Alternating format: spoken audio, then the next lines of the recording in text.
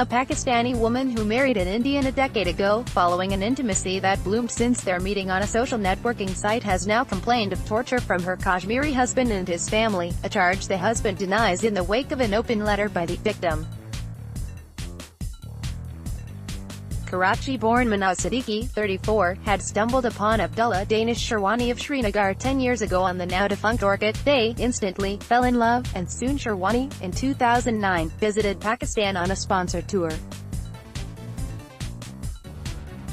The pair stayed together for a while even as Manaz had just completed LLB and post-graduation in International Relations from the University of Karachi, while Sherwani had done his Masters in Mass Communication and Journalism from the University of Kashmir.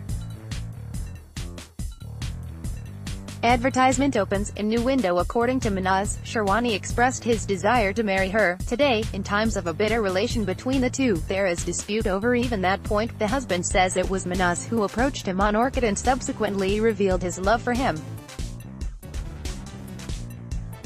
Sherwani, now employed as a liaison officer in University of Kashmir and sporting a flowing beard amid his simultaneous role as a guide with the State Hajj Committee during the pilgrim season, argues to the contrary and says the woman would initially send him religious messages.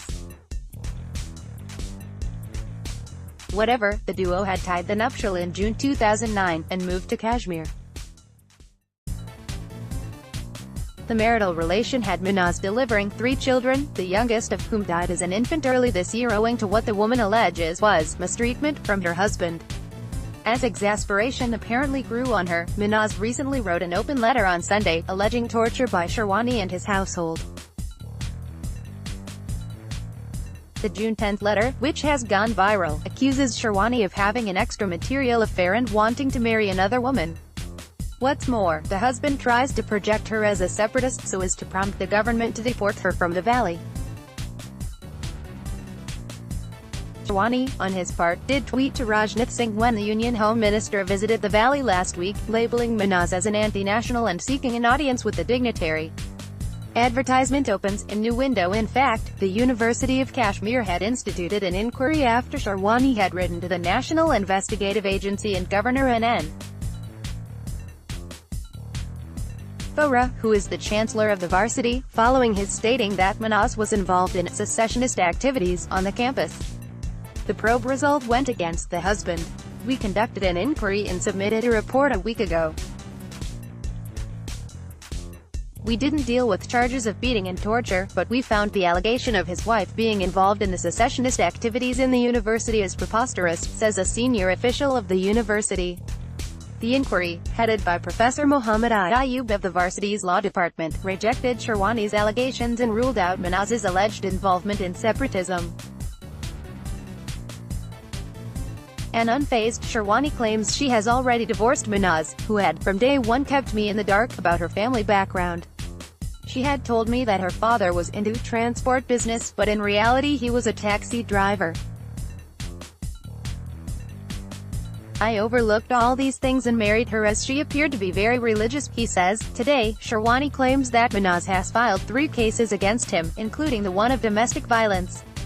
I am contesting all of them, he says, adding that he spent much of last year on a pilgrimage of Umrah and Hajj. So how I get the time to beat her? Advertisement opens a new window. Manaz, in her sensational letter that describes her life as worse than a maid's, says Sherwani would beat her regularly and their 2 children were witness, even victims, of it. She further claims that Sherwani wrote letters to various Indian intelligence agencies and the MHA, misleading them into believing that the Pakistani national had connections with separatists. Because of his claims, obtaining visa became difficult for me, she adds. I remained under the radar for long and the FRO did not let me fill the application for the visa.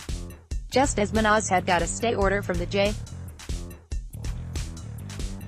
The infant was critically ill and remained hospitalized till its death on January 25. Sherwani never took me to the gynecologist for checkup, she says, adding that a result of torture and negligence was that the baby was born with clubbed hand and feet, besides problems with the kidney, liver, intestine and lungs. What's more, on January 29, Sherwani, according to his wife, took the woman in his car and dropped her at a bridge on the Nagin Lake, asking her to commit suicide. My wounds from the surgery had still not healed when he hit me hard from his car and left me in the middle of the road to die, she adds. On February 1st, Minaz filed in for at the local police station, and has since then been living separately. Advertisement opens in new window. The woman's lawyer, Archie Zuer, tells Outlook that her husband falsely claims that she has divorced her last year while they were living together until January this year. Minaz's husband has left no stone unturned to drive her away, says the lawyer. He would lock her in her room throughout the day, separating her from kids, and was not providing her anything to eat. On his part, Sherwani concedes he wrote letters to intelligence and security agencies, but that was after a threat. A pro-Pakistan person within the university told me that if I divorced his wife, they would burn my parents' house, he claims. In his letters to the agencies, Sherwani had written that his wife would celebrate Pakistan Day, a point the university probe rejected. Sherwani says his family was giving a personal undertaking for her visa for long.